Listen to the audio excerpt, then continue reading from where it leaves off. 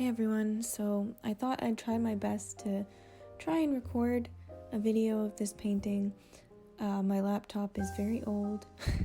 I'm waiting for my new one to come in the mail, so unfortunately I couldn't actually record all of it.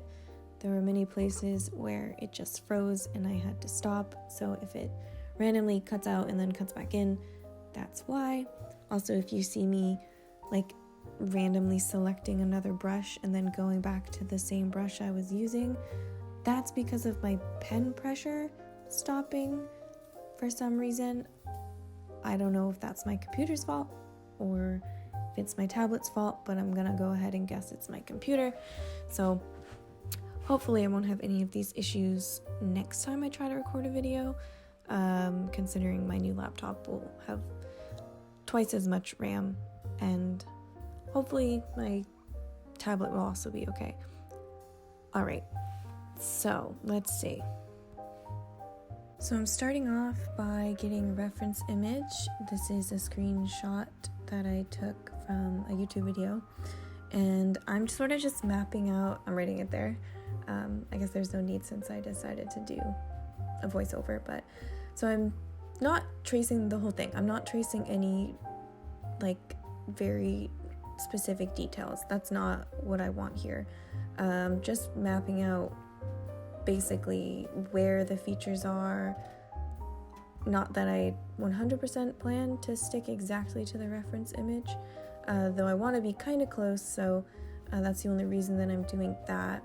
I'm kind of going a little backwards from what I feel like most people would do. I'm not starting with a sketch or even base colors. I'm kind of going in a weird order. I will do that later. I don't know why I just started getting into it here.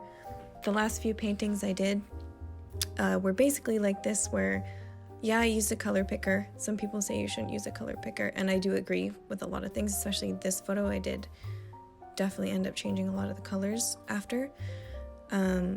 But in my last paintings, I was just practicing by taking a color picker and then painting wherever I thought that color should go. I didn't start with I didn't start with a sketch or even any base colors, which tends to look really messy. And I was using just a round brush.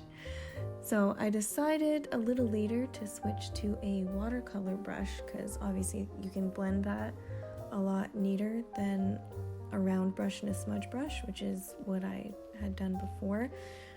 You'll also notice that I redo the eyes a million times, and I'm really sorry if that gets annoying, but they just weren't looking right. I guess I'm just gonna try and reiterate that point I was making before about the mapping the features thing. I guess technically it's tracing, but it's not tracing how a lot of people think of tracing for the purposes of cheating or skipping work. A lot of artists do this, even not digitally. You just map out, again, I keep saying map out, but basically you just put lines or dots. I used a combination of lines and dots here, to just let you know where the features are, so that you can get kind of close. It's good for practice. Obviously, you should try to develop the skills to not need to do any of that if you can, but it's still a really common technique, especially if you are on a time crunch and you need to do things quickly. But it's not a cheat or anything. This is something that a lot of artists do, and you cannot get from point A to point B, as in the finished artwork, with no effort.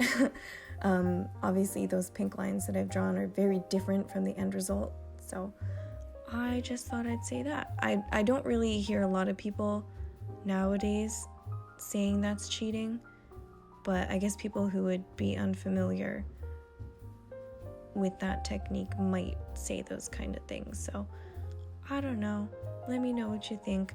Personally, I don't think I could have done what I did without my own effort. So yeah.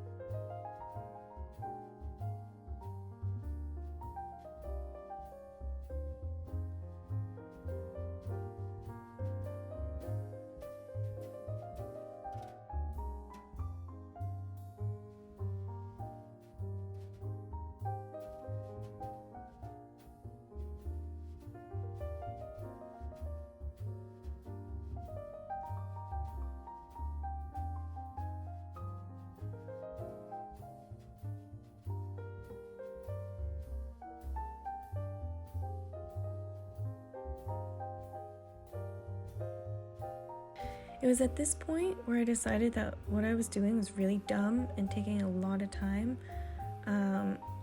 I tried a couple things to get a base color down. Like I tried a lasso tool and then like a fill bucket, and it just wasn't as clean as what I wanted. So then I just went in with the watercolor brush, and that's basically what I did for the rest of it. I will at some point actually put down like an actual sketch. I mean, the pink is technically a sketch, but it doesn't have a lot of detail, so I will do that. Again, like I mentioned before, I kind of went in a weird order from what I would even normally do. So yeah, this is the point where I realized that the watercolor brush is, I mean, you can blend with it right away. So that's what I decided to use for the rest of the painting. I don't think I used any other type of brush except this one watercolor brush. I did change the opacity and like obviously the size quite a bit throughout it, but I used one other brush for the texture of the sweater, which was actually a leaf brush. I couldn't find like a knit brush, but I didn't get to record that because at that point I was sick of my laptop freezing, so you won't get to see that part. But yeah, everything else was done with the watercolor brush, and then I think I did a couple highlights with the airbrush towards the end, but I'm not sure if I recorded that either. And I did, you might have seen some, actually no, not yet, but there will be some like sort of white highlights on the cheeks that I ended up not using, that were made with an airbrush. So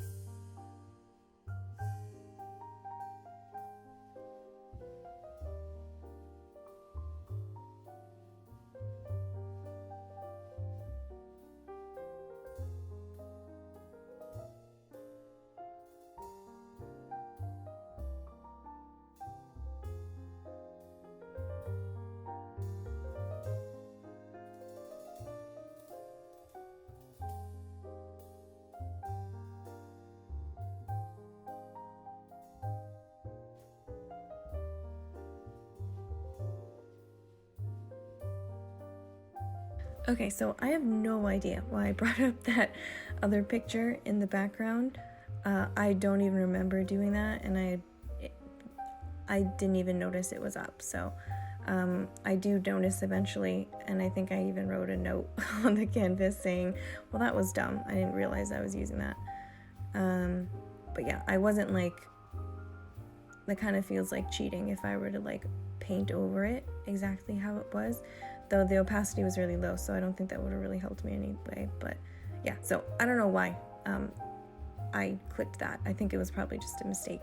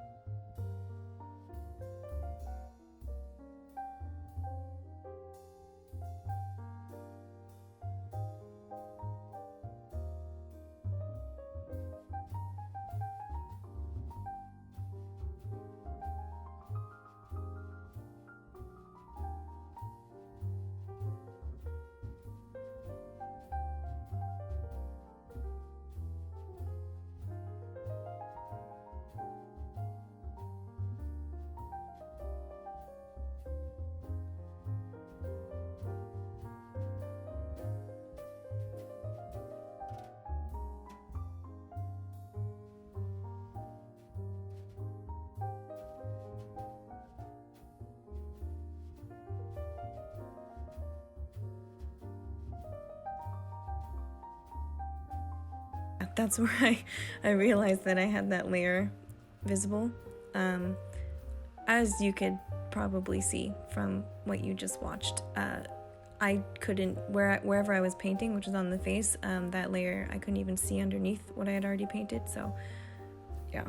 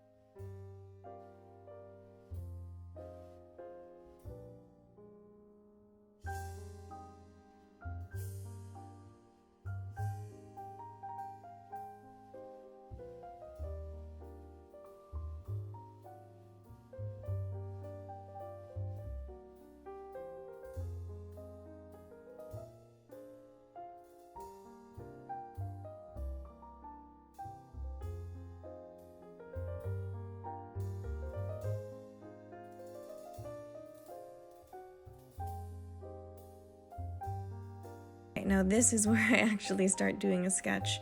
Kind of following the pink, but mostly going from the reference image. It's probably not gonna match exactly. That wasn't really my goal, to get it 100% perfect. But yeah, I figured at this point I needed some guideline at least to be able to start on the hair.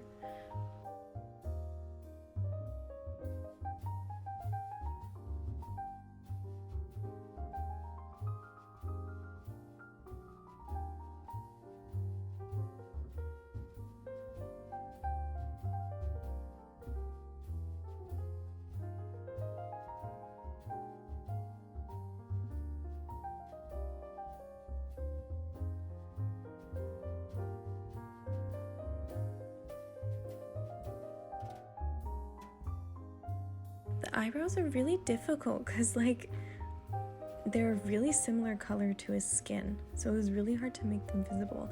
I ended up adding just like extra browny tones, so in my painting they probably look a little darker than how they originally look, but you know what, I think that's fine. I think it looks better.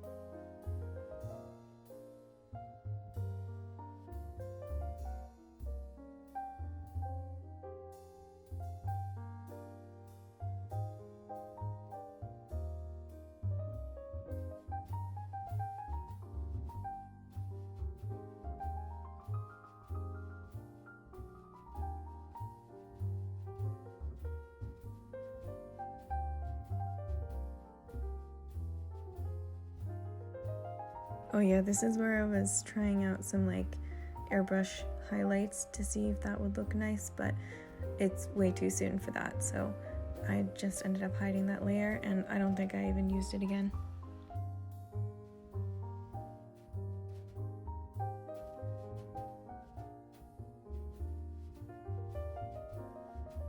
Here I was trying out some like purpley shadows. Again, I just did not even use those. Finally, I'm getting into the base color of the hair. This was really annoying and tedious. Again, I wish I could just like lasso it, but I didn't have any actual line art for this, and the lasso was not looking very neat before, so I just went and did it all manually, which took forever. So I'm sorry you're gonna have to watch that. You can skip through it if it gets boring.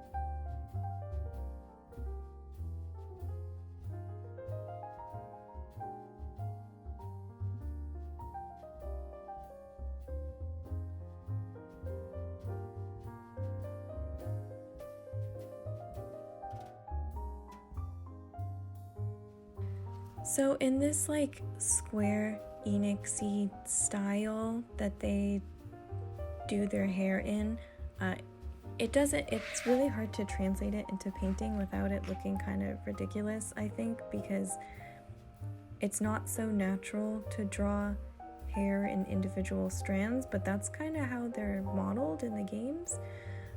So I tried to do my best to do a mixture of that sort of like individual strand stringiness, but also like the chunks of hair that usually you see in art, but even in real life, hair tends to chunk together. Obviously Cloud's is chunking together, but you can still see all those individual strands, so I didn't want it to look too weird and unnatural, but also his hair is really weird and unnatural anyway.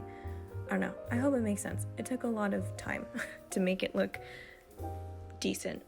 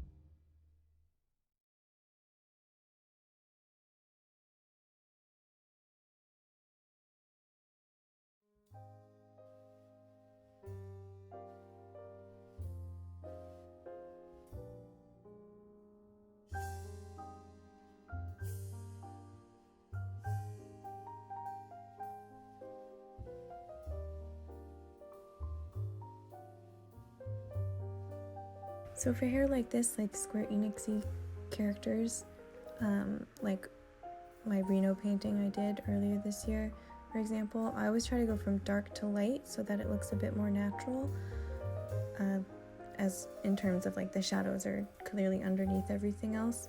So I'm going in with like a highlight layer now, which I will eventually blend in, or like merge it to the layer beneath it and then blend it in together. It was just a lot of back and forth though. I did end up going in with more darker shadows because there wasn't quite enough contrast.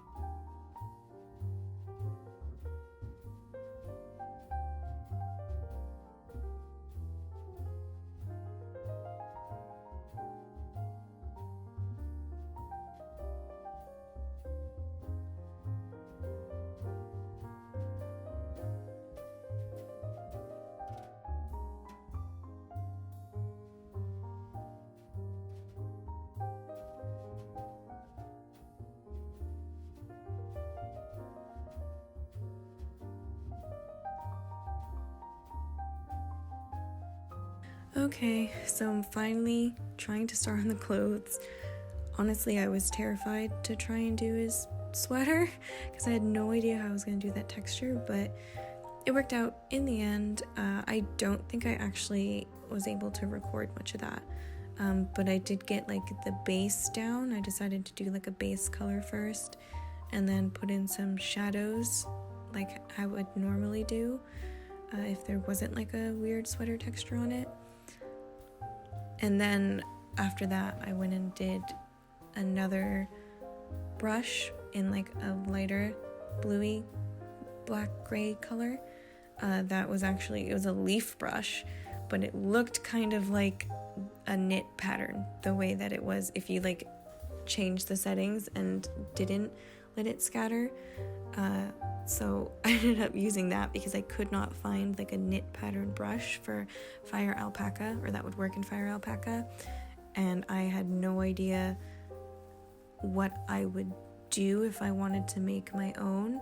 I just didn't know what sort of, I guess now I can imagine it. Now maybe in the future I can make my own knit pattern brush, but at the time I was like, yeah, I don't even know what that looks like.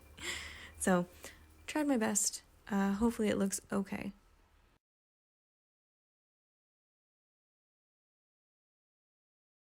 You might notice that I went really, like I drew a lot more of his torso than was in the reference image or that I actually needed.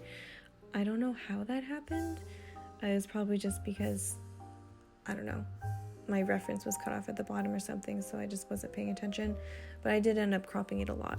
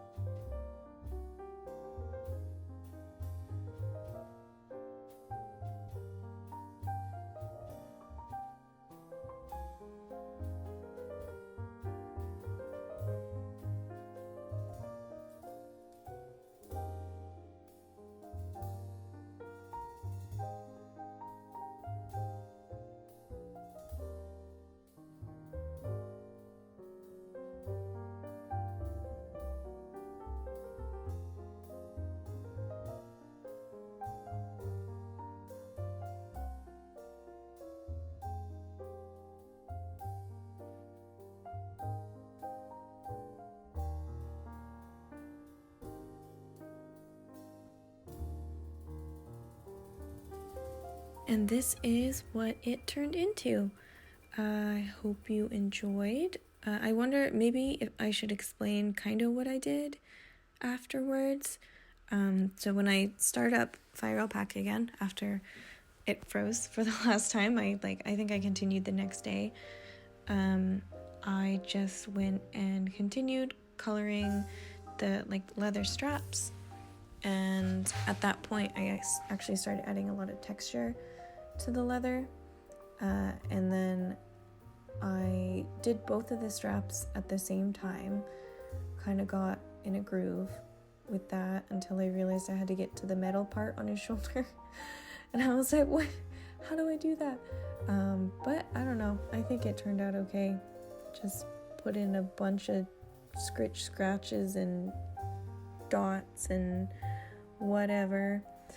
And then, of course, I went on to the sweater. I did a lot more blending and coloring of like the base, and I added the vertical lines, and then that was on a separate layer, and I think I put that on to overlay or multiply, and reduce the opacity quite a bit. And then I just went in with that leaf brush that I mentioned before that kind of looks like a knit pattern, and I just did a million vertical lines down his entire sweater. It took a very long time, and if it was at full opacity and you could see what it actually looked like, then it wouldn't look very good at all. But at a lower opacity you can't even really see it. It just sort of gives it just enough texture, I think. So after that point I was like, okay, well, what am I gonna do for the background? Originally I did want to draw him in the church, but then I was like, I kind of make it a bit more gritty. So I was like, okay, well, what kind of like colors can I put in the background? So I started just throwing out random colors until I was like, his eyes are kind of like this. Maybe they'll make his eyes pop. And then as soon as I put that color in the background, I was like, wait a minute, his eyes are like that because of Mako. And so then I was like, wait a minute, what if he's in a Mako reactor? So you'll notice that like the whole tone of it is a little different, because I figured if he's in a Mako reactor and there's glowing Mako energy everywhere, he would probably look a bit more bluey green. So I did put a layer on top, I think on a overlay, or dodge, I don't remember what kind of thing I did, but of that same color, the lighter color in the background, the Mako color. And yeah, so imagine he's in a Mako reactor looking at some Mako energy. There are also a couple things that I did change that didn't get recorded, like his eye, his right eye, so the one on the left side, that I changed quite a bit because I realized it did not look very much like the reference and that the angle was kind of all wrong. But I didn't bother to record that one or those changes. And then I did add a little bit of highlight to like his eyes with an airbrush, and his nose and his cheek. But also the opacity for that is very low because I didn't want it to be too crazy. Yeah, hope you enjoyed, and hopefully when I get my new laptop I can make more videos and more paintings, and I won't have so many problems. Thanks for watching. Bye.